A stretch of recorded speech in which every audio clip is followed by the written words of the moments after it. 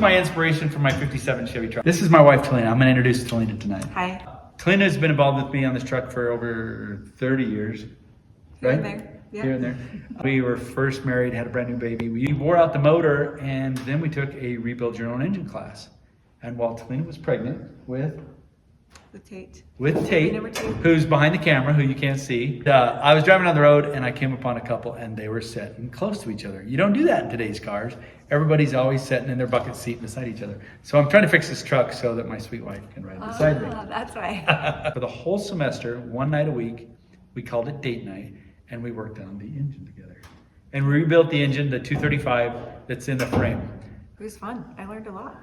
We had a good time with it. It's been setting for a lot of years. I've always wanted to do this. So it's kind of a joy to me to come to this point and be able to get it done. And she's behind me and support me. She's behind the camera. She's behind the wrenches. She's behind the wallet. I'm the gopher. I fetch the tools. So anything you want to say? Nope. All right, here's our modifications we made to the radiator. We just took a piece of angle iron, flipped it around, and welded it in there. So we had room over that idler arm on that side. Let's go down and see how it fits in there. We haven't even tried it yet. We're gonna see how this fits down in here.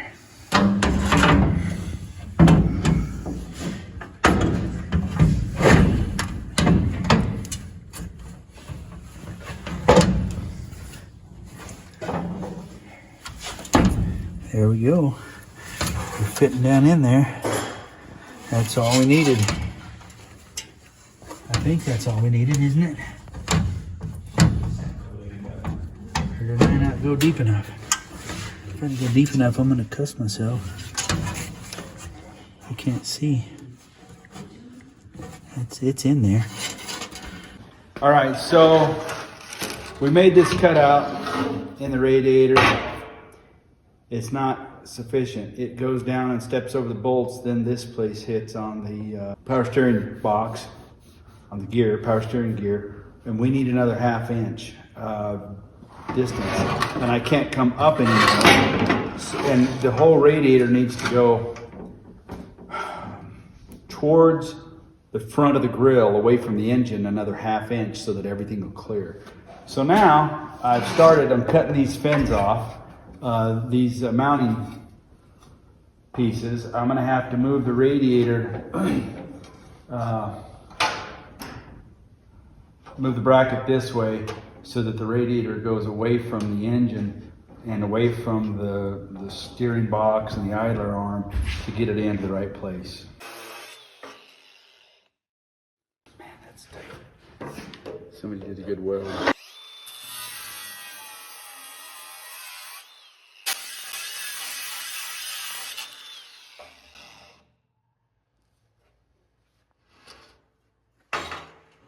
All right, so we took the brackets off the radiator. We repositioned the radiator back 1 inch closer to the grill, and it fits good in there. And we were able to clear the idler arm and the steering box, but we had to cut this much off of the side of the bracket. When we moved it backwards, this bracket was sticking out past the radiator on the inside that far. So we used this nibbler. It's a little nibbler from Harbor Freight, great little tool. But we were able to cut right through that 1/8 inch aluminum, just zip down there and cut off this edge. And now we're getting ready to put it back onto the radiator. I got to go get it TIG welded. I just talked to a buddy. This bracket's set like this, and we had to move the radiator backwards towards the grill, and then we cut off the excess. So now we're gonna weld it back on there. Just to help us hold it in position, I took some epoxy and we just put a little dab of epoxy right here underneath the radiator on each side, or underneath this bracket, and it got it positioned exactly where I want it from where we cut off the edge and everything. Now that it's there, I'm gonna have my guy just tack that back onto that bracket that's on the side. This isn't part of the tank, it's just a brace that supports the upper and lower tank. So we'll just TIG that back on there, moving the whole radiator back 1 inch. 3/4 probably. Probably closer to 1 inch actually, because it's kind of, I don't have a lot of leeway there. We're going to use every bit of our space, so I don't want to have it moving around with the welders trying to get it in position. Put a little dab right there. Dab right there. It's too much. It's gonna spooge out all over the place.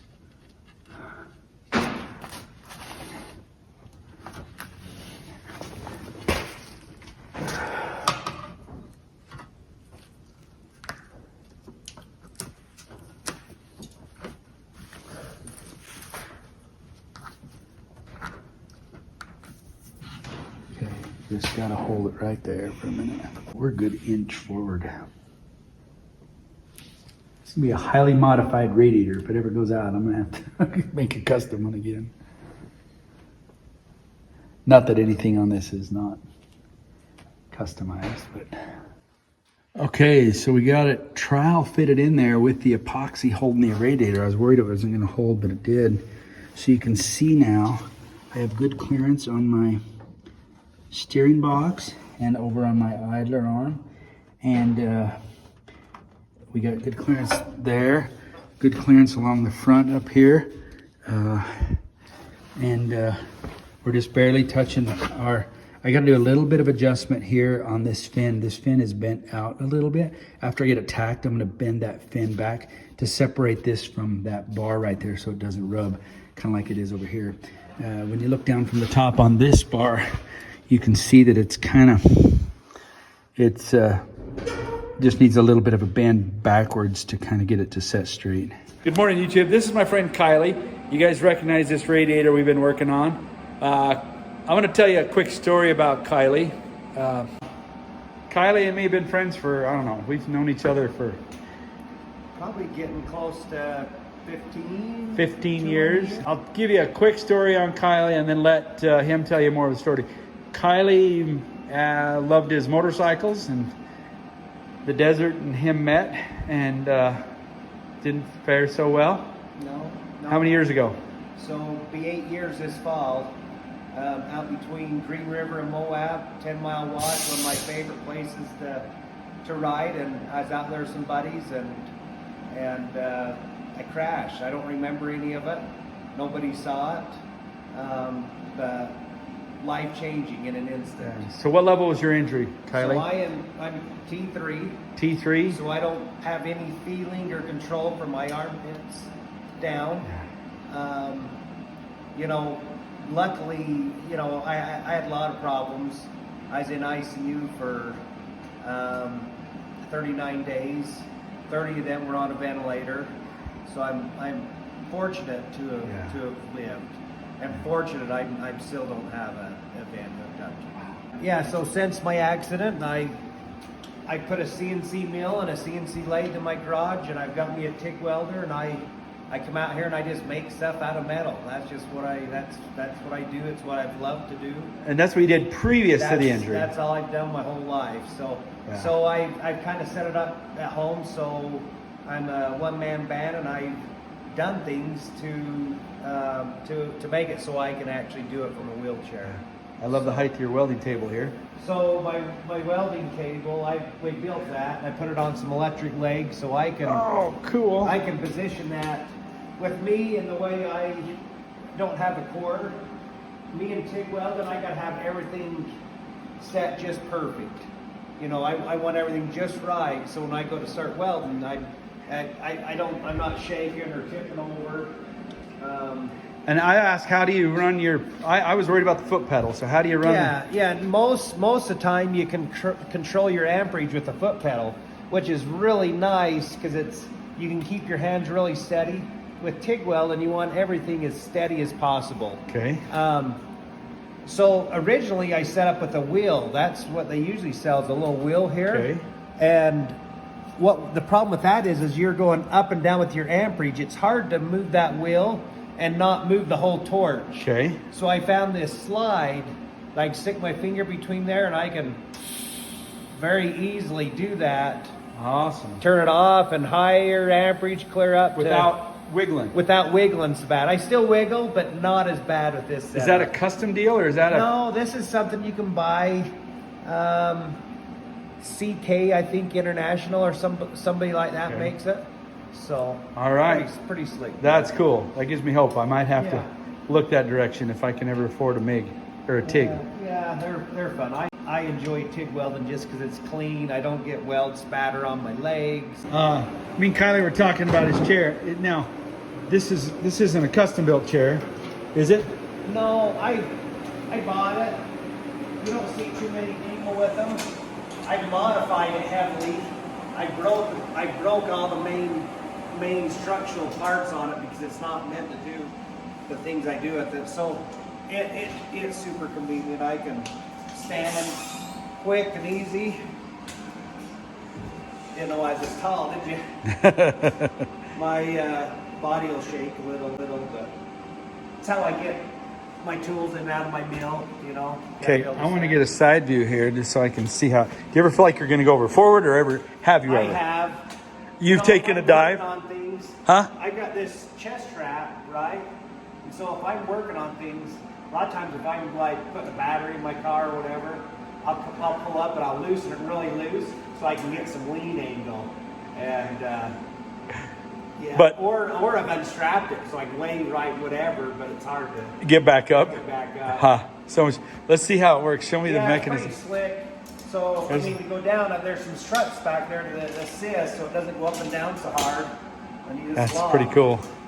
But yeah. And you use that machine out here only. This if in the house, if I'm needing to help the wife hang a shelf or hang a picture or do something like that, then I'll take it in. But generally speaking, I just come out in my normal wheelchair, transfer into this, and this is what I'm in all day out here. Awesome. And super convenient. It's not so nice in the car. It's a little heavy to load. Drag in, so I try not to go anywhere with it. All right. Well, Kylie's going to weld me up. We decided to make some brackets here. Kylie did to space it out to give us a little better anchor Give us some there. strength, yeah. Anchor point there. We don't want you driving up in the mountains and having this break on you and you be cussing me out. I don't think I'm going to cuss this.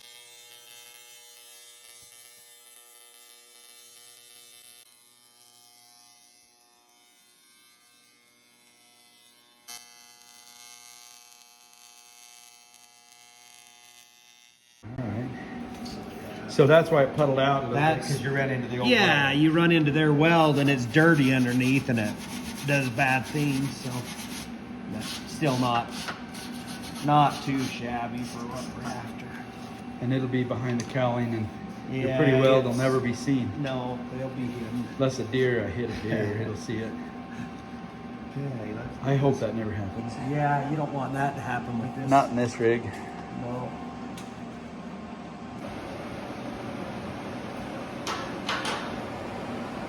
Just want to thank Kylie for helping us out here. We got the radiator all done. Appreciate you, Kylie. Yeah, Thank I'm you. excited to see the project finished. Yes, we are. Pretty awesome.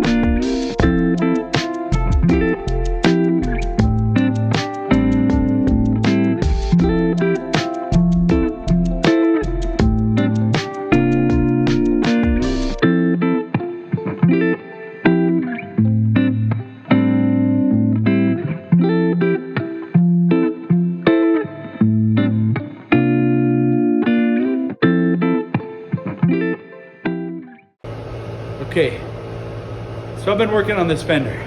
There are bolts underneath there that haven't been off for years and years, but this is not a nut.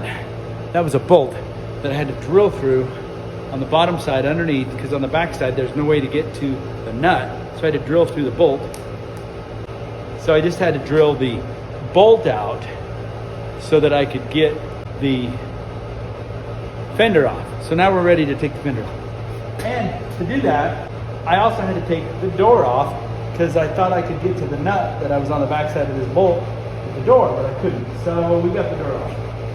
But I need them off anyway. So if you grab that front end, you can control it in all directions. Okay.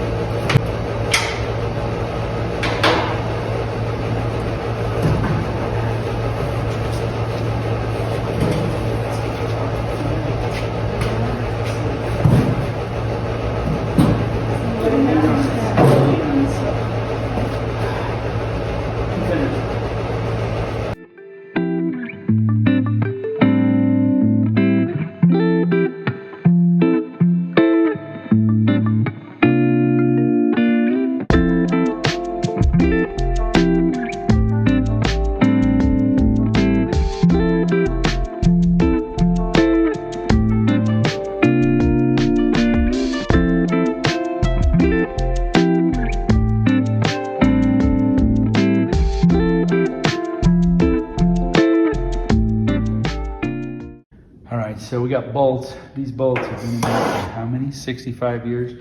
They don't want to come out. So we're giving them a little heat to see if they'll break loose. They have not been very cooperative at all. There, came out a little bit.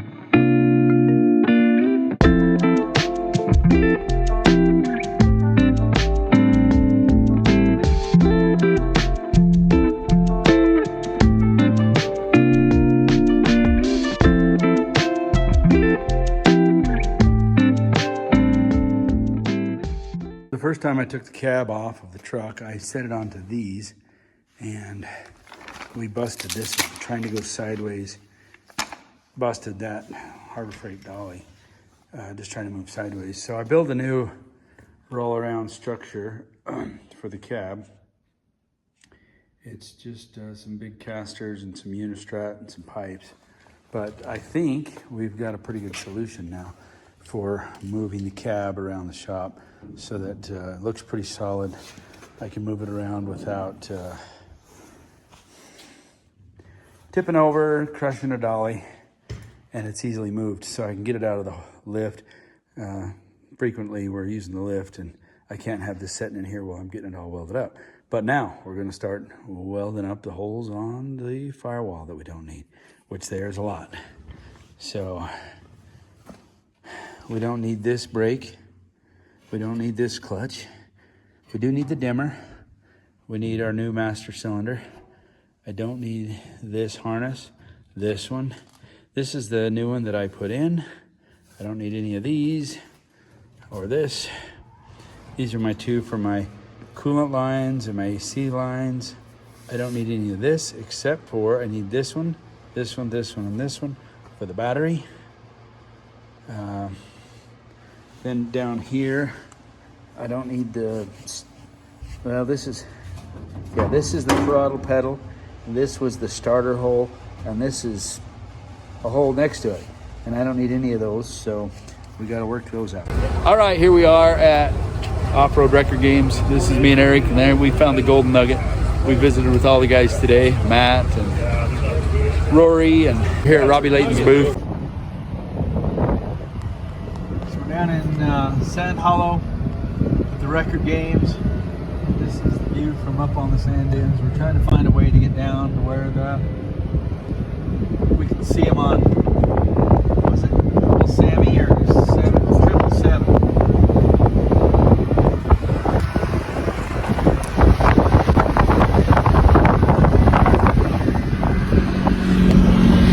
It's beautiful country. Lots of variety.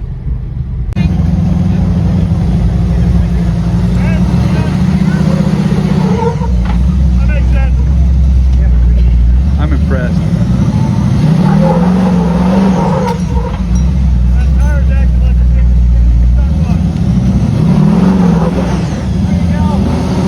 There you go, Paul. Yeah!